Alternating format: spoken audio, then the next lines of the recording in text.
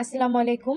আপনাদের সাথে একটা টপিক নিয়ে কথা বলতে আসছি। সেটা হচ্ছে আমি যে ইফতারির ছবি দিই, এটা নিয়ে সবাই আমাকে অনেকভাবে অনেক কথা বলতেছেন যে কেন আমি দিই? এগুলো খুব খারাপ, খুব বাজে। সত্যি কথা বলতে আপনাদের সাথে তো আমার ব্যক্তিগত কোনো শত্রুতা নেই। আর আপনারা আমার মানে অপছন্দের এমনও কিছু না। জাস্ট ঠান্ডা মাথায় একটু চিন্তা করে দেখবেন। একদম ঠান্ডা মাথায় চিন্তা করে দেখবেন।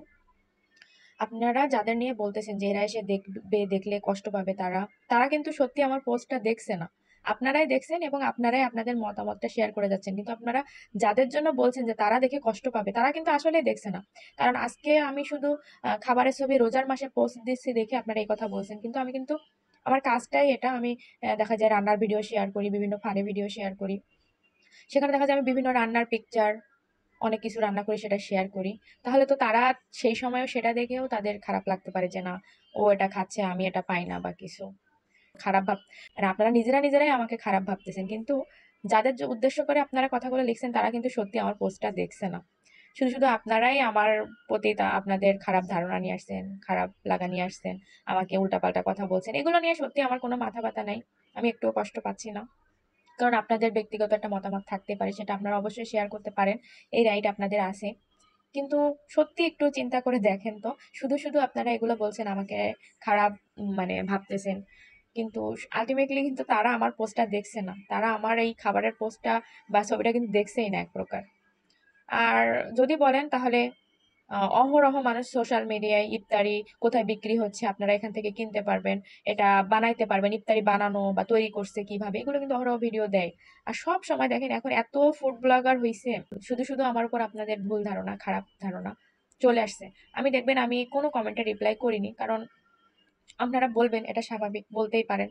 কিন্তু সত্যি আপনারা ভেবে দেখেন, শুধু আপনারা এই কথাগুলো বলে আমাদের মধ্যে বলা যায় যে আমি একটা মানুষ, আমার প্রতি খারাপ লাগা আপনারা নিজেরাই তৈরি করছেন। কিন্তু যাদের উদ্দেশ্যে বলছেন তারা আমার পোস্টটা দেখছেই না।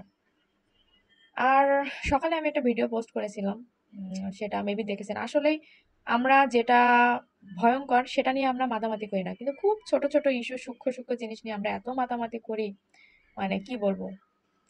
আহ, যাই হোক, এটুকুই আপনাদের সাথে বলার ছিল। আমার মনে হচ্ছিল যে আপনাদের সাথে একটু কথা বলা দরকার এটা নিয়ে, কারণ এটা নিয়ে অনেক ভুল ধারণা আমার প্রতি আপনাদের তৈরি হচ্ছে।